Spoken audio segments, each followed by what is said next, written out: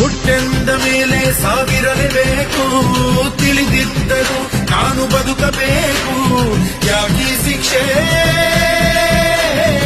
ಈ ರಂಗಮಂಚ ಇದು ನಿನ್ನ ಭಿಕ್ಷೆ, ಈ ಜನರ ಪ್ರೀತಿ ಇದು ಶ್ರೀರಕ್ಷೆ, ಯಾಕೀ ಪರೀಕ್ಷೆ?